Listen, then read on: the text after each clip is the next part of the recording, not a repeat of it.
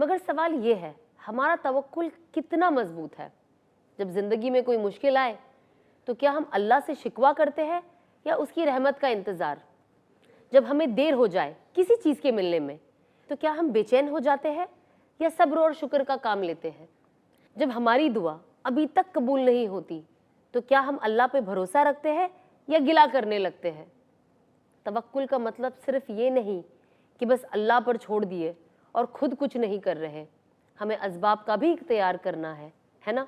तवक्कुल का असल मतलब ये है कि हम अपनी पूरी कोशिश करें, दुआ करें और फिर जो भी नतीजा हो उसे अल्लाह के बेहतरीन फैसला समझकर सुकून में रहे।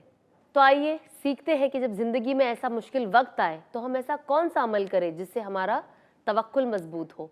सबसे पहला, दुआ और सब्र। दुआ करें क्योंकि दुआ में बहुत ताकत होती है, मगर साथ ही साथ सब्र करना भी उतना ज़रूरी है। दुआ की कबूलियत के लिए कभी कभार वक्त लगता है, मगर अल्लाह की रहमत कभी देरी नहीं करती। दूसरा, शुक्र और कनात। जो कुछ भी मिल रहा है उसका शुक्र अदा करें। अगर किसी चीज़ की कमी है तो यकीन रखें कि अल्लाह बेहतरीन वक्त पर उसे आपके हक में ज़रूर पूरा करेगा। तीसरा, अल्लाह की कुदरत पर ईमान। जो होता है वो सिर्फ अल्लाह की बेहतरीन मसलिहत के मुताबिक होता है। अगर कुछ चीज़ हमारे हक में नहीं आए तो समझना चाहिए कि शायद अल्लाह ने हमें किसी और मुसीबत से बचा लिया है। मुझे याद है एक बुजुर्ग ने कहा था, जब तुम्हारी कोई दुआ देर से कबूल हो तो समझ लो कि अल्लाह तुम्हारी बेहतरीन तैयारी कर रहा है।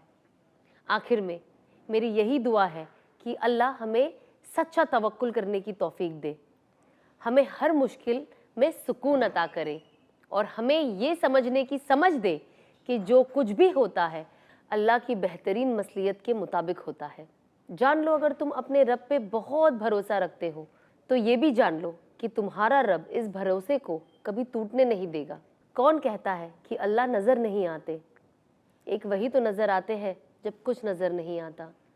एक शख्स रसूल अल्लाह सल्लल्लाहु अलैहि वसल्लम को मक्का मुकर्रमा में मिला और उसके पास एक ऊँट था जो उसने खुला छोड़ दिया था। तो रसूल अल्लाह सल्लल्लाहु अलैहि वसल्लम ने उससे पूछा कि आप अपना ऊँट बांध लो। तो उन्होंने कहा कि नहीं, मुझे मेरे रब पे भरोसा है और मेरे रब पे तवक्कुल है कि कुछ नहीं होगा।